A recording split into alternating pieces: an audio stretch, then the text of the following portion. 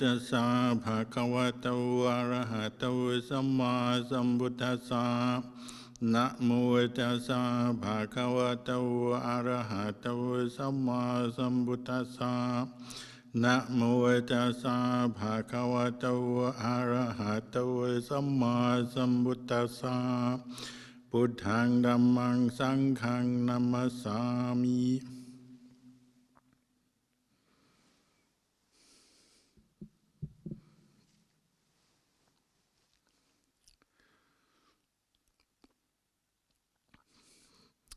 Good evening and blessings.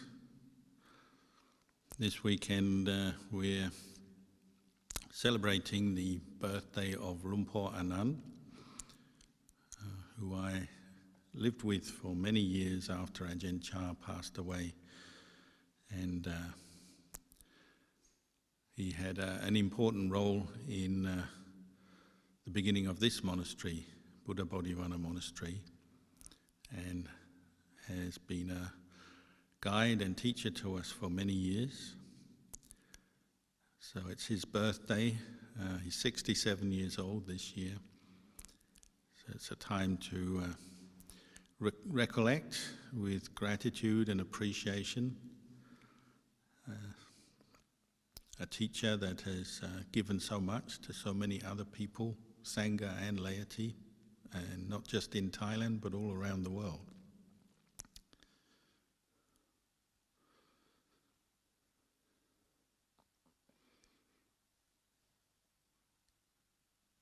He started his monastery, Wat Marp Jan, more or less the same time that I became a Buddhist monk with Ajahn Chah. He had been with Ajahn Chah for many years and then gone to live on the edge of Bangkok in a new piece of land that was offered to Ajahn Chah, and then went on what we call Tudong, wandering in the forests of southeast Thailand on the coast, and it settled at a place, bit of jungle on a mountain called Grandad Grandma Mountain, good name, which is on the edge of a town, Bampay, on the coast of southeast Thailand. That town, Bampay, is well known as a tourist spot and as a fishing town. And Ajahn Chah had even visited there a few years before Ajahn Anan arrived. But travelling around in that area, he was invited to settle on the bit of forest that now is known as Wat Marp Jan by a local man, Yom Suan, who was a farmer growing different kinds of fruit trees, durian and mangosteen and mango and bananas and so on. He had a lot of land on the edge of this forested mountain.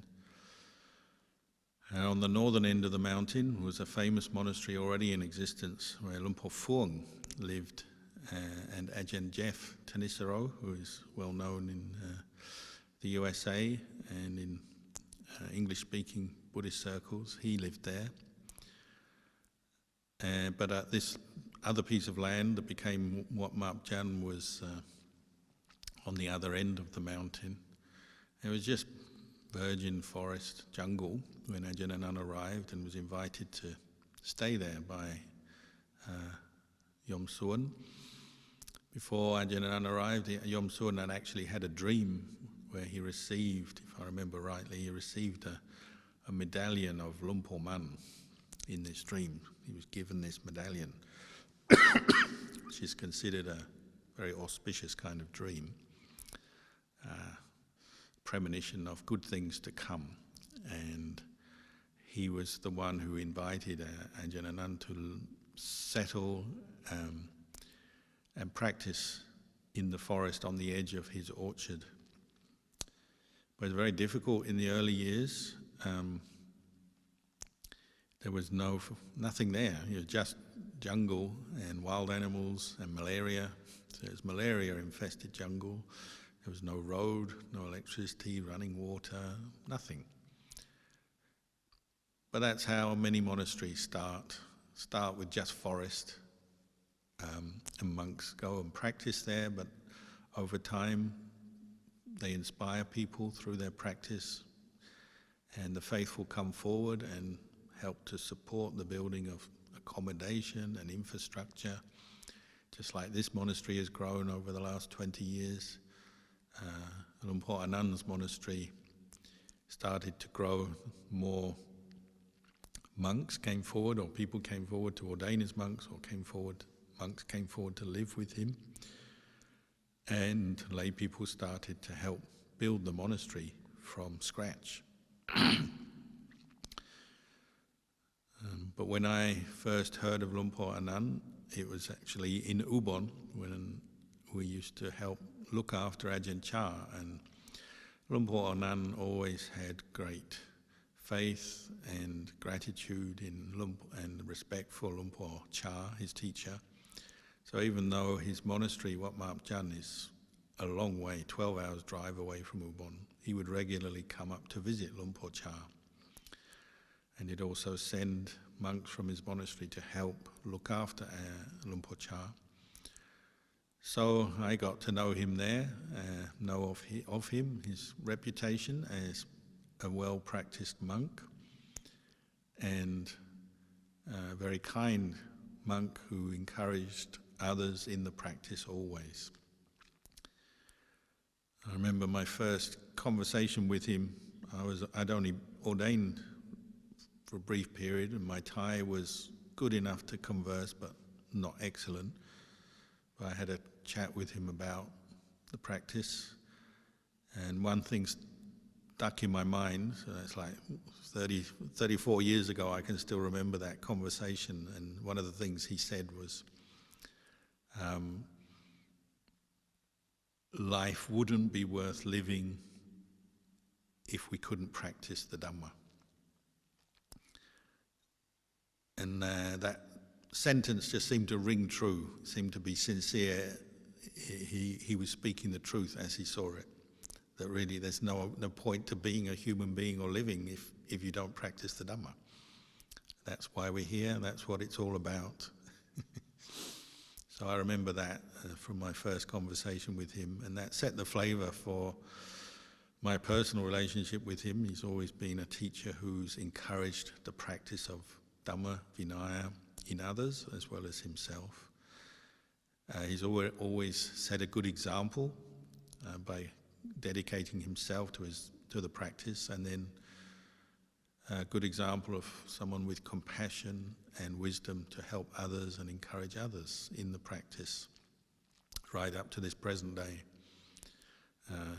I had a chat with him yesterday to wish him well on his birthday, and the last thing he said was, pass on my best wishes to the Sangha and lay community at Buddha Bodhivana Monastery, and may you all find happiness and success in your practice.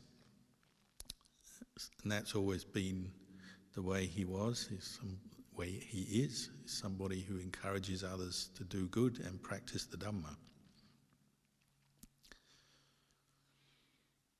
As I said, the early days at his monastery were very challenging, like so many forest monasteries. Times were hard, and support was not great. Nobody knew the monastery. So when I first went to visit, I remember my very first visit there, we drove from Bangkok to the monastery. I was going to visit and stay for a while out of faith in Ajahn Anan and his practice. And before we even arrived at the monastery gate, well, there wasn't a gate in those days, before we arrived at the monastery, we had to stop and kind of make a way across a stream which had washed away the road, because there was no road, it was just a muddy track. And so myself and some lay people in the car and other monks, we had to clear the road to get into the monastery. And that was a common occurrence in the early days before there was a road. It's an area where you get very heavy rain in the rainy season, and it comes down the mountain and it would wash away any kind of road that was made, and there'd be a bit of flooding and damage. So we were always having to go out and fix the road so that people could get in. In the rainy season, the monastery was very damp. The forest was damp. Often you didn't see the sun for many days, so your robes would get moldy as you lived in the forest. There was a lot of malaria, and I believe Ajahn Anan had malaria maybe 5 times. And it's not an easy disease to live with. It gives you strong fevers, you feel awful. The medicine also makes you feel awful. So to get it multiple times is a true test of endurance. But he said he learned many things from that. So often the tests we get in life is where we learn and understand the Dhamma. Seeing the dukkha of a body, the suffering of a body with malaria, the painful feelings, the discomfort, the desires to get out of that situation, to get cured. You can learn a lot about your mind and let go of a lot of desire and attachment in such a situation, if you're committed to the practice, which he was. So he didn't run away, even though malaria was a constant problem in the early years. And there were many other things. I remember when I first went there, there was still quite a lot of wild animals in the forest. We just lived in simple huts. In the beginning, there was no electricity, running water. You might come down from your hut to prepare to go on alms round in the morning, and there would be bear tracks on the path or on the tree, because they would come down to eat fruit in the orchards or in the forest. And the bears, although they're quite shy, but if you meet one, they're quite aggressive sometimes. So it kept you on your toes. There were wild pigs. There were even small tigers. I remember one time a very small tiger came to my hut, and even though it was probably the size of a large dog, it certainly wasn't friendly. It was growling and making a fuss. It didn't attack me, but it was, again, keeps you on your toes when there's wild animals moving around the forest. But probably what most people remember, particularly from the early days, is the amount of snakes there. Being a damp forest with some ponds in the orchards nearby, there was a lot of snakes. You encountered snakes almost every day. And some quite big, deadly snakes, a lot of cobras, and particularly king cobras.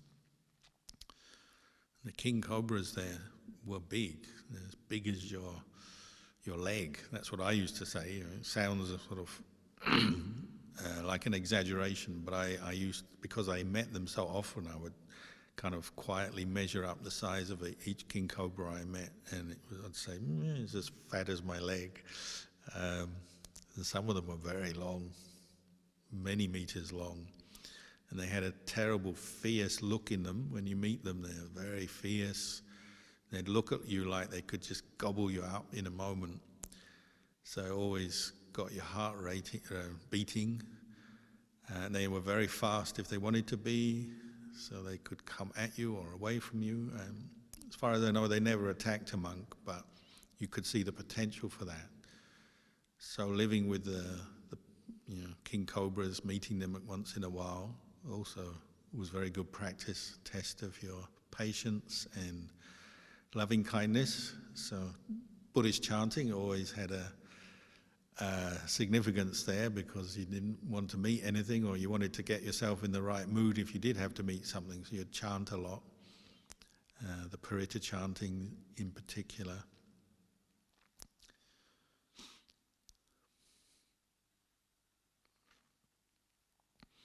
So the early days were quite tough at Wat Marp Jan, but Lumpur Anan, in the spirit of many forest ajahns, didn't flee, didn't give up, put up with the illness, put up with the lack of support, put up with the wild animals, even the king cobras, and kept practicing.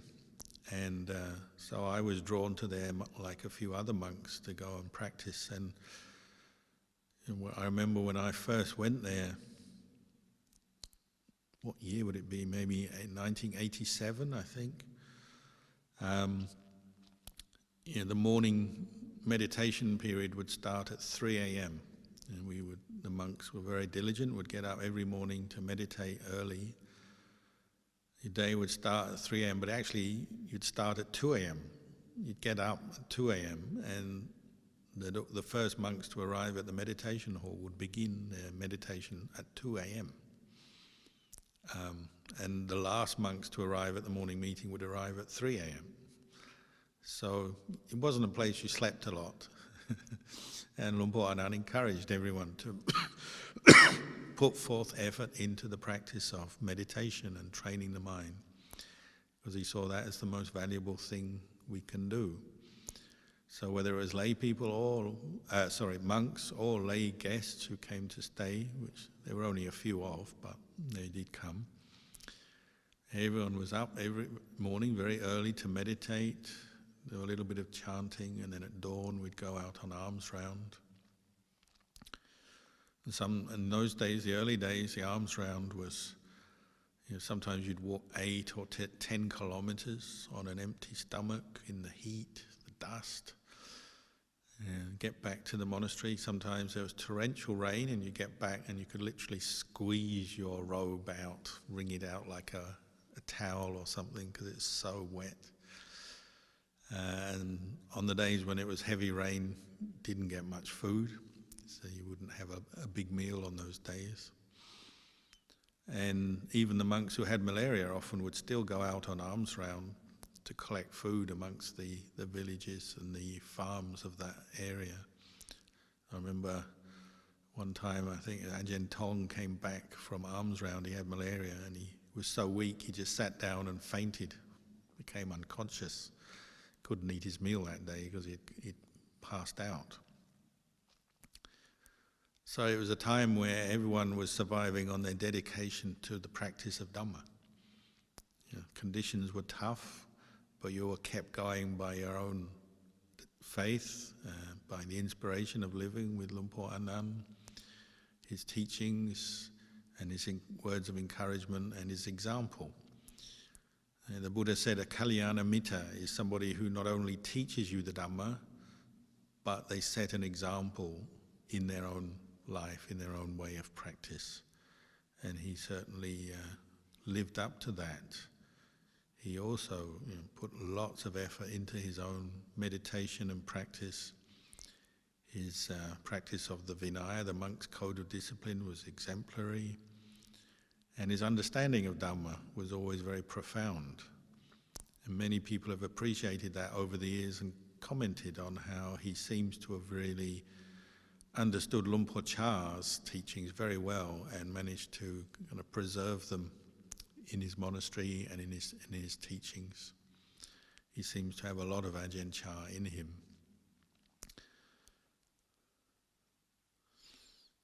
And his encouragement for us to always go back to Ajahn Chah was important, to always remember Luang Por Cha's teachings, visit him while he was alive and support him. And so I spent a lot of time going to look after Ajahn Chah.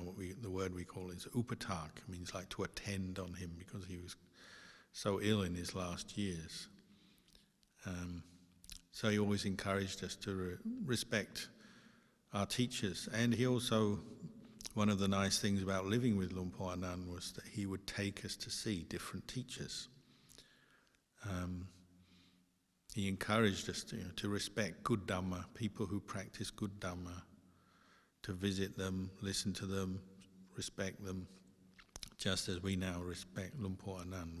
He used to take us and visit other teachers, because it's part of our practice to hear the Dhamma from noble ones, to respect the noble ones, hear the good Dhamma, put it into practice. This is an essential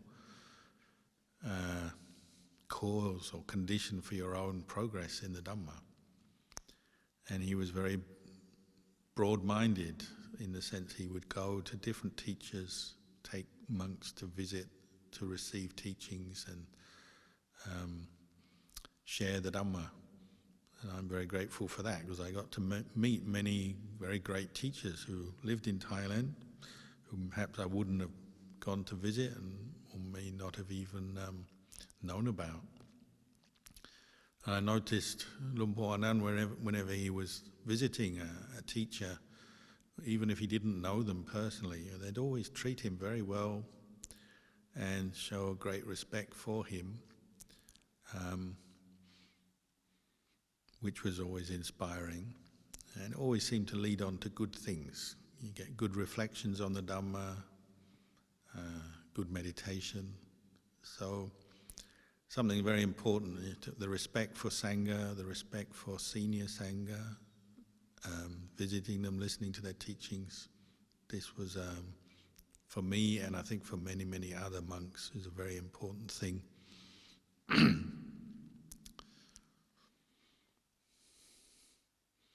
remember we went and visited some of the teachers in the Ajahn tradition, and one of the things they'd always ask about Ajahn Chah while he was alive, how he was, his health and so on. I remember we sometimes talked about Luang Por Man himself, and Luang Por Man, we talked with one teacher about how when Luang Por Man passed away, when an enlightened teacher passes away, then you have a cremation, you collect up the bones, and it's often believed the bones will become relics, and sure enough they do. Often they, over time or sometimes very quickly, they crystallize and become what we call Buddha relics, or relics of an arahant, a teacher, an enlightened teacher. So we're talking about that, and somebody said, "Oh, Ajahn Chah, remember to collect his ashes and look after them, and don't forget even you can dig up his toilet pit, and you may find relics there," which is a very unusual, unconventional sort of way of looking at things. But after Ajahn Chah passed away, Luang Por Anan got permission to dig up Luang Por Chah's toilet pit. I remember we went and with the novices, they dug it up, and the monks sort of put it all into sacks. And it was mainly just earth, sand and earth. It wasn't smelly, it wasn't unpleasant at all. And a lot of people saw this and were very incredulous. And why is Luang Por Anan digging up Ajahn Chah's toilet pit? And we took it back to Wat Marp Jam, and he had a nice area around the meditation hall, a sort of clear, flat area, and we took all the contents of Luang Por Chah's toilet pit, which was mainly just earth and sand, and spread it out, and then started to filter out all the rubbish and vegetable matter, and then we started to sieve it, and in the end we got thousands of little crystal relics from food and other items that passed through Luang Por Chah's body into this toilet pit, and then sat there and crystallized. And many people were very grateful for Ajahn Anan doing that, because no one else had thought to do it, or maybe they thought about it but they hadn't done it. And it's just a reminder that you have a great enlightened teacher like Luang Por Chah, even his feces becomes relics, crystallizes due to the purity, the power of the enlightened mind. So in the early years, it was tough living in the monastery. The support wasn't great, the conditions weren't great, but Luang Por Anan led the Sangha very well, and from time to time we'd go to see different teachers, and then they would come to see us, and that's one of the, you might say, the good karmic consequences of visiting and showing respect to teachers is that eventually they come and visit you when there's an opportunity. So we were visited by many great teachers over the years. Ajahn Mahabua, Luang Por Ben, Luang Por Sim, many Luang Pors who you may or may not have heard of. But many came to visit Ajahn Anan's monastery, and they all said something similar. Nearly all of them said, this is a very auspicious place. The practice of the monks, led by Luang Por Anan, is good and will lead on to good things, and the place itself is a very auspicious place. I remember quite a few teachers saying that, and it did seem to be like that, living at Wat Marp Jam. Many auspicious things happened. people had good meditation there. People learned the Dhamma there. Doesn't mean to say it was without suffering and difficulty, but it seemed to be an auspicious place. I remember one occasion, Luang Mahabua came to visit to give a talk and encourage the Sangha, and hundreds of lay people came. And the hall was full of people, and all the monks were there, and he was giving a Dhamma talk. And during the Dhamma talk, there was a lady holding her baby sitting up the front, and the baby wouldn't stop crying. So it was just crying and crying very loud. And Ajahn Mahabua was trying to give a Dhamma talk about the practice, meditation, and so on. And it was very difficult for him to speak over the baby. So in the end, he cut his talk short, and he said, "Look, I can't give you a talk because it's too loud. The noise of the baby is too loud. But really, there's not a lot to say. All you need to know is that this monk," pointing to Luang Anan, "is a good monk. He's well practiced. He understands what the Buddha taught very well. Just listen to him and follow him, and that's all you need to do." So everybody went, "Sadhu." And I always thought that was a very auspicious moment. You don't always need to hear a deep explanation of the Dhamma or a rousing talk. You just need to get a practical guide to what you have to do in life. And he said, just follow this monk, and you'll good things will come from that. So everyone was very happy on that occasion. So teachers treated him very well. He treated other monks very well, and he's always been known as somebody who has a great love and support for Sangha. This weekend at his monastery, hundreds of monks are gathering to honour him, show their respect for him, wish him well on his birthday. And over the years, many monks, hundreds of monks have lived and practiced at the monastery, and he has had a very good impact on the general Sangha in Thailand as a whole. He's well known and very supportive of Sangha everywhere. Many monasteries have grown up, monks who have lived with him have, as they got older, been invited to places, so just like this monastery here in Melbourne, other monasteries around Thailand and other parts of the world have grown up from the monks who have come from his monastery and with his support. So when you think of that over the years, all the good that comes from that, it's maybe you might say mind-boggling or unfathomable. The amount of good that comes when monks train with a teacher, go away, set up monasteries, more people train, practice in the Dhamma. It's like an ever-growing wave of good things. Maybe when you compare it with the world as a whole, it's just little dots and blips.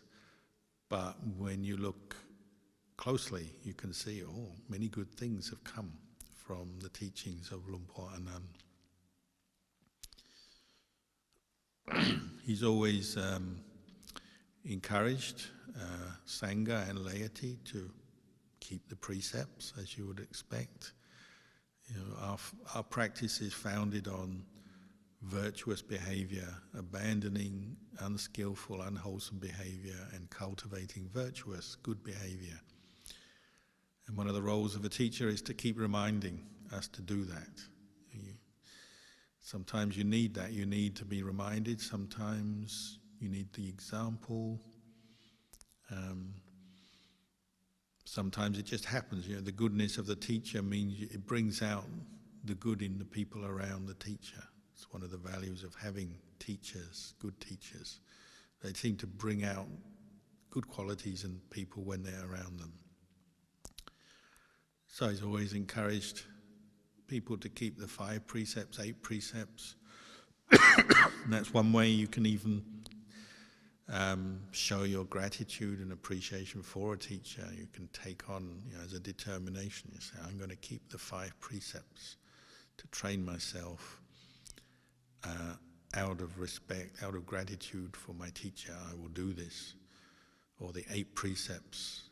I will keep the 8 precepts. So many people at his monastery this weekend are keeping the 8 precepts as a way of giving something back through their own practice. It's what we call patipati puja.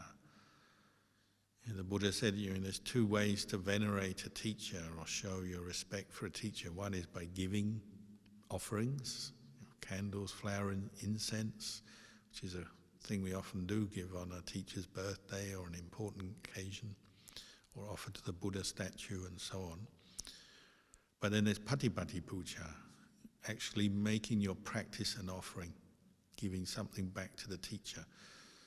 And the Buddha said, nothing pleases the Buddha more than patipati puja, people practicing the Dhamma, putting it into practice in their life, training in sila, samadhi and panya. Because that's what the teachings are for. They're giving us guidance and instruction so that we can go off and practice. And these Buddhist teachings are to be practiced. We're not here just to remember them, although remembering them can be an important part of our practice, but the teachings on paper, the teachings you remember, are only just the beginning. We have to take what we've heard and learned and put it into practice. And remembering our teacher can give us motivation and inspiration to do that. When you think of the teacher and you think of how they've practiced, how they've sacrificed, given up to the practice, then you get some strength yourself to do the same, to give up to the practice.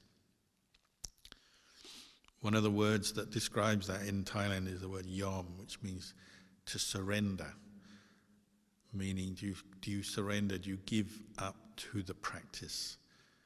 And what are you surrendering? Well, you're surrendering your own ego, your own attachment to self, your views and opinions, your desires for comfort, your more selfish desires based on attachment for endless, sort of self-gratification, and your own opinions and views that boost your ego and so on. Your conceit, your pride, your arrogance. That's what you're surrendering when you give up to the practice. And meeting good teachers, meeting the noble ones, hearing the Dhamma from noble ones, assists in that act of giving up to the practice and surrendering. Especially in the early days of the practice, when we're green, we're fresh, and we're full of our own sense of self, importance, and our ego. If you have a good teacher, it helps you to let go of some of that. And we need to do that.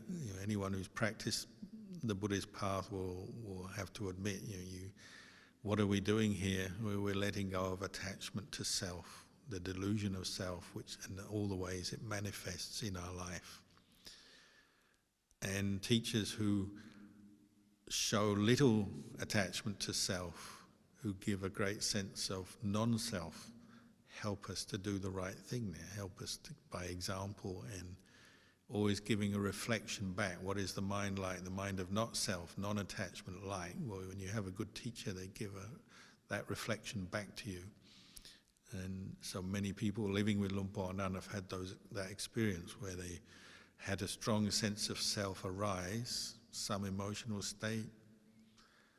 It could be happiness and excitement, or over-happiness, over-excitement, or it could be sadness and depression, or it could be anger, or it could be pride and conceit. But then, in the presence of somebody who doesn't display those emotions and those states of mind, the attachment, the mental defilement is kind of revealed. This is something that it's beyond words, but sometimes you witness it for yourself or with others in certain situations. In the presence of a good teacher, their mental defilements which are manifesting in the way they think or the way they act at a certain point, they just dissolve away because of the goodness of the teacher and the wisdom and the compassion of the teacher. So over the years living with Luang Por Anan, witnessed that many, many times, so many times I couldn't remember, where people are being very opinionated and wanting to argue with him or just put their opinions onto him, and he hasn't given in to anger or aversion or irritation, but met them with a sort of peaceful emptiness until their sort of opinions just kind of fade away. Remember one monk came to live in the monastery, and he was so argumentative. I don't know why, but that was his character, that was his karma. He'd argue with all the other monks in the monastery. But when he came to Ajahn Anan, he just said, "I can't argue with you. It doesn't work." He'd try to argue with Ajahn Anan about points of Dhamma or Vinaya or the training, and it would always fail. And he said, "I can't argue with you, I can't even fight with you." He was somebody who probably was a bit aggressive in his lay life. So he gave up and he said, "You're one of the few monks I can't argue with."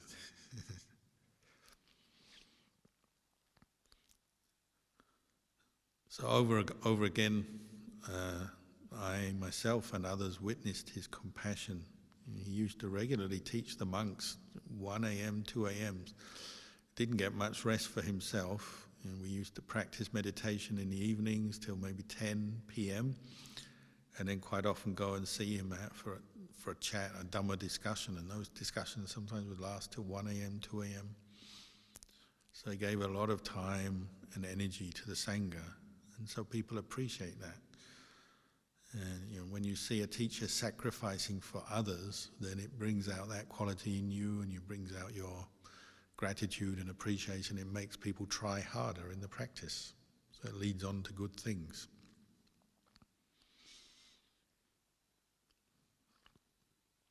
The place Wat Map Chan over the years has obviously now grown up into a well-established monastery with buildings and infrastructure. But the flavour of the practice is still just the same, because Luang Por Anan is the same teacher who lives there. The same words of encouragement to keep developing mindfulness, reflecting on the Dhamma, contemplating. In the same way Luang Por Cha taught us, Luang Por Anan teaches us to contemplate the Dhamma. Use your brain, use your intelligence to contemplate truth, supported by the practice of sila and development of mindfulness and samadhi. He's always been one well known for encouraging people to see the impermanent nature of everything in this world.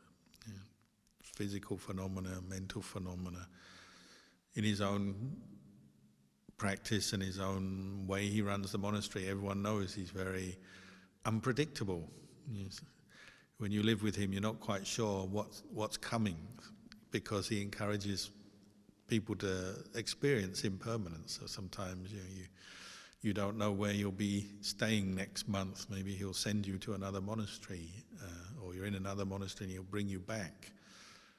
He himself, you can't be quite sure whether he'll go somewhere or not. He makes an appointment or there's an invitation to go somewhere, but sometimes right up until the last minute when he gets in the car, you don't really know whether he's going or not, because he's often changing things around.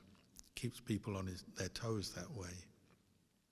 I remember one morning, a very senior monk, a disciple of Ajahn Chah, died. His name was Luang Por Jan, who was perhaps the most senior disciple of Ajahn Chah at that time in age. And he passed away and lived a long way away, 12 hours drive away. But 3 a.m. I just got up to sit meditation at my hut in the forest, and not expecting anything to happen. I was just sitting there, and Luang Por Anan walked up to my hut 3 a.m. and said, "Luang Por Jan has died. Get your things together, we're driving to Ubon."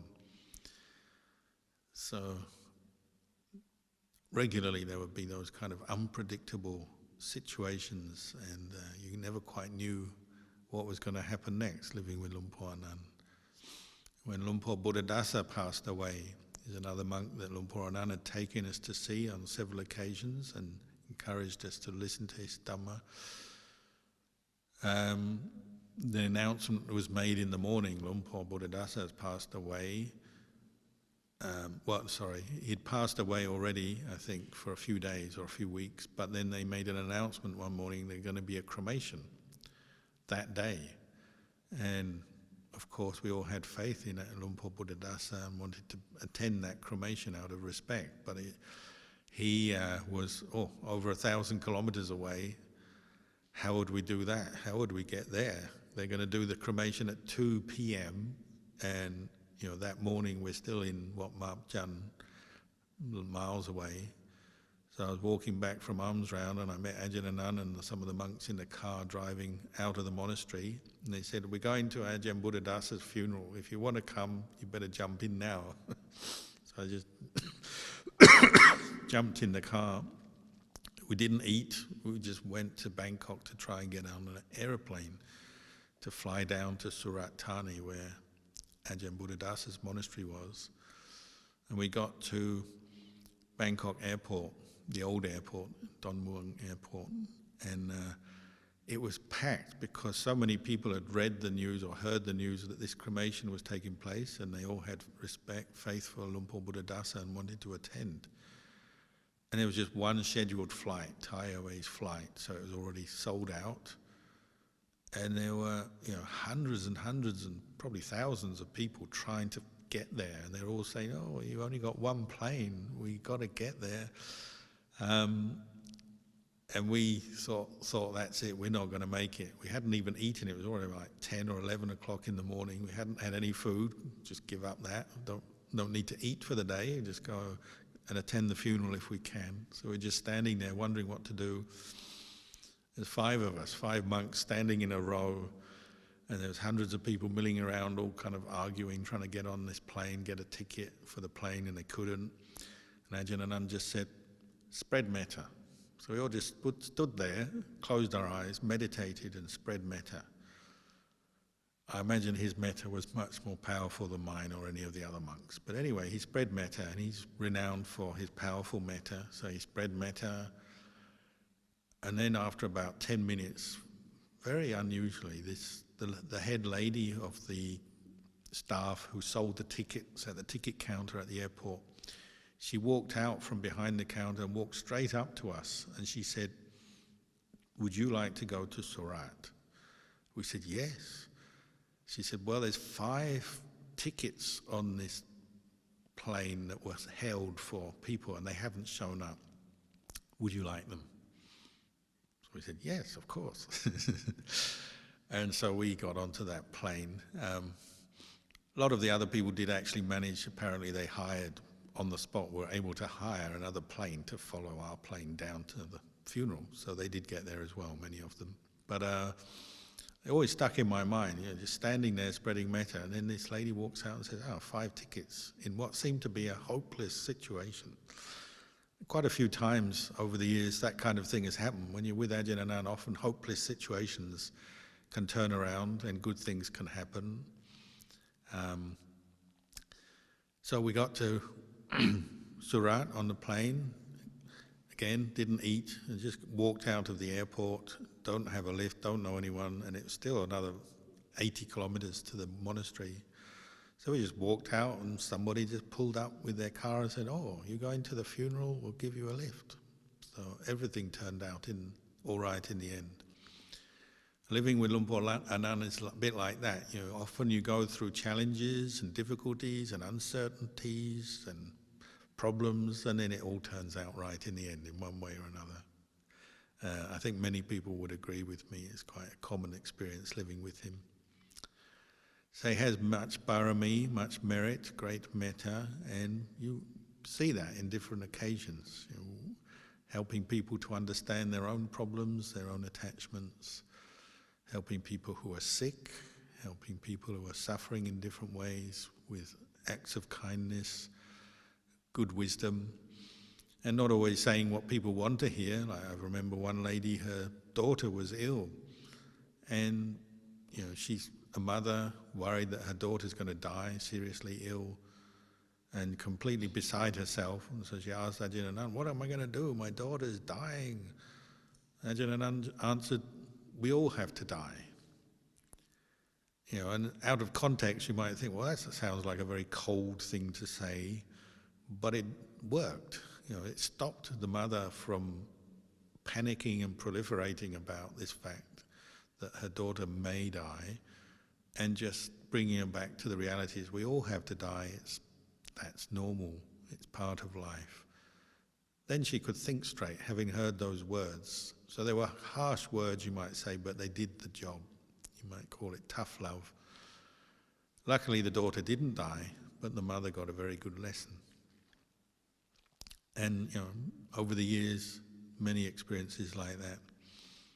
One story I often quote is that when we built a beautiful meditation hall on the mountain, and somebody, they made a beautiful Buddha statue which we had to lift into the meditation hall on the second floor, carry it up the stairs. All the monks were carrying this Buddha statue, which was heavy, on their shoulders, into this new, beautifully finished hall with marbles, shrine, all very ornate, beautiful, and we were lifting this heavy Buddha right onto the top of the shrine. So it was heavy, and it was quite a difficult job, just using human strength, the strength of many monks, carrying this very heavy statue, and just pushing it into place on the top of this very ornate shrine. But before it landed on the top of the shrine, it hit the side of the shrine. It's just the way it works. A mistake was made, and the heavy statue crashed into the side of this ornate carved marble, and a piece of marble dropped off. So we got the statue on top of the shrine, all good, but then there's this, right in front of it, on the front of the shrine, a piece of marble was cracked. Rock cracks, you can't join it together again properly, there'll always be a crack. So this lump of marble had fallen, and everyone kind of, oh dear, what's Ajahn Anan going to say? He was standing right there, and everyone kind of timidly looked around, and he said, yes, even marble is impermanent, and everything was all right. And that's the way he was, is that he, his mind is fully in line with the Dhamma. In every situation I've ever seen him in, the Dhamma is right there, the correct Dhamma for the situation. So marble breaks, marble is impermanent. Somebody is sick, you may die, you may get better. It's the truth. Somebody is caught up in their mood. He might give a teaching. This is a mood. This mood is impermanent. It's not self. Let it go. And it does the trick. So many times I've seen that, him helping people to, acting like a mirror, so people come back to see their own reflection, their own mind, and helping them to understand their attachments on a deeper level. So over the years, he's brought the Dhamma to that place. It's an auspicious place, what Mapjan. Mapjan means the hills under the moon. And it's because it's next to the ocean, you get very beautiful full moons there. So tonight and tomorrow night is the full moon.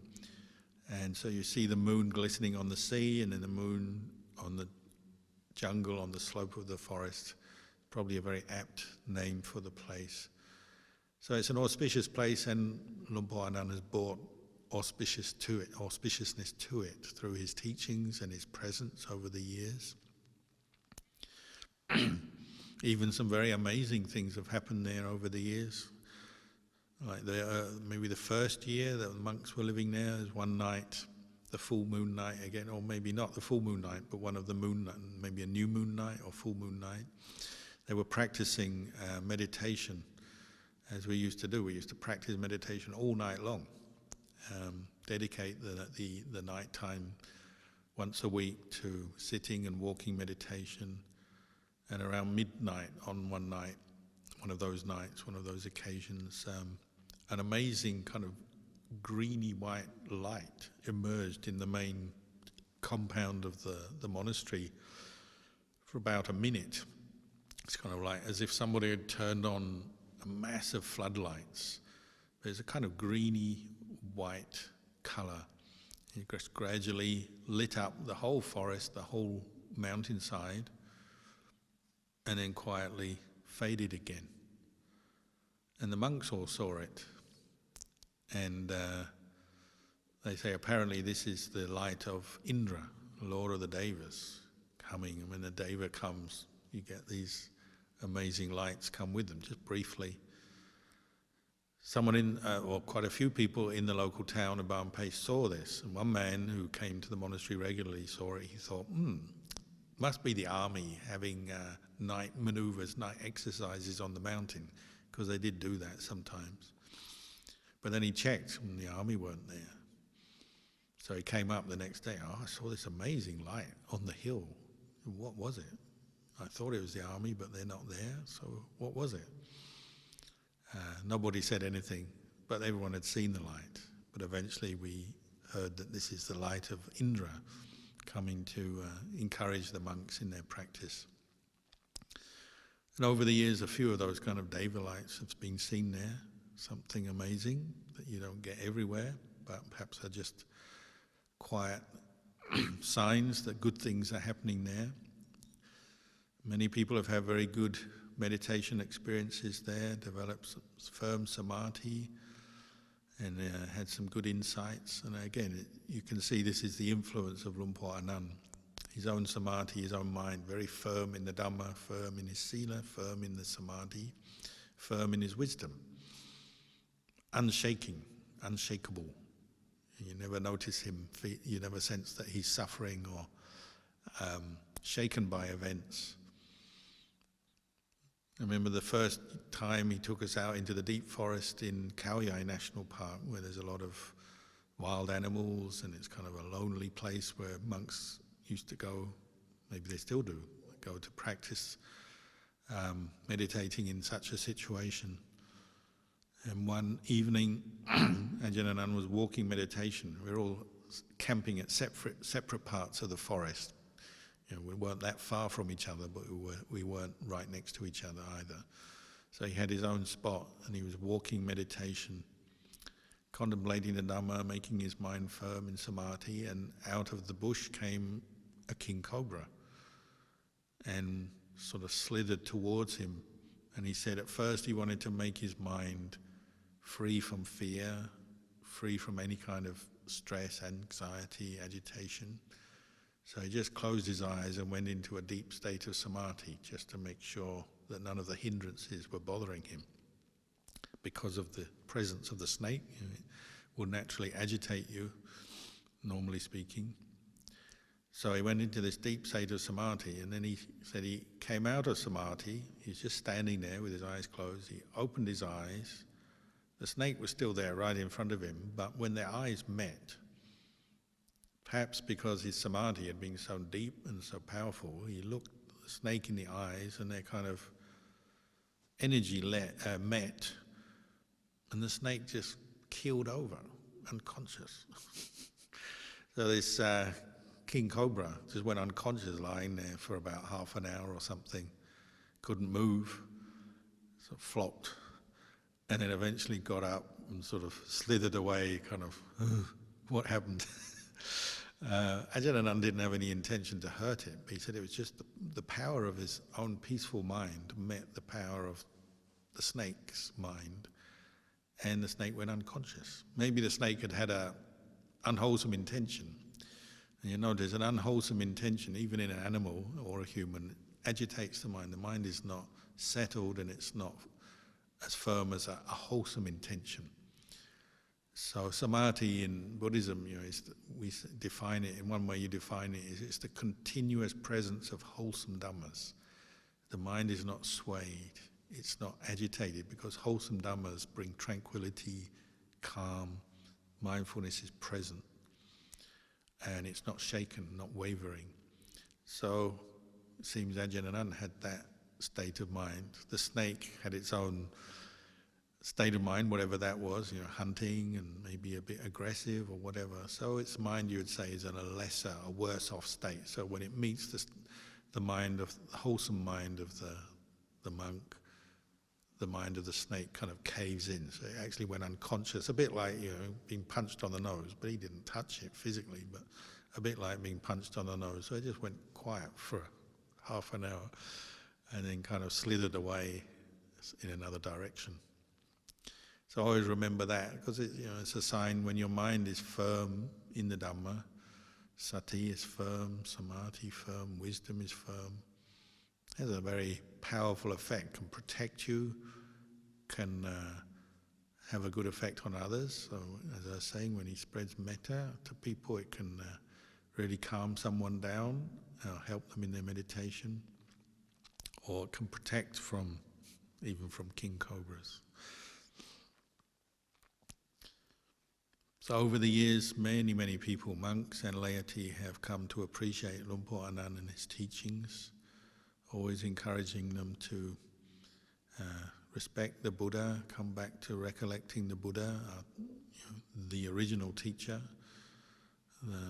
to respect Ajahn Chah, to respect the Dhamma, practice Sila, Samadhi, Panya. Over the years, the message tends to be much the same, but it's very effective when it comes from somebody who has practiced themselves, who've given up their lives for the Dhamma, who've really given everything for seeing and realizing the Dhamma. There's a weight to the words of such a person. We call them the noble ones. And the Buddha said it's important to always respect and value the Dhamma of the noble ones, because it carries weight. What they say has meaning, it has weight. They're speaking the truth. They're not lying or trying to delude you. The words they say make sense. They point you to the Dhamma in every situation, because that's where their heart is. So they're bringing their heart out through their words, through their example, through their teaching. So we're very grateful for Luang Por Anan and his teachings, and we wish that he has a long, healthy life so that he can be around for a long time to continue to be a good example and teach the rest of us. So today we'll dedicate the merits and the goodness of our practice to him. We hope that he is healthy and has a problem-free life, meaning the problems of other people, that other people don't bring him problems. And so we're just dedicating our practice today to him, and we wish him well.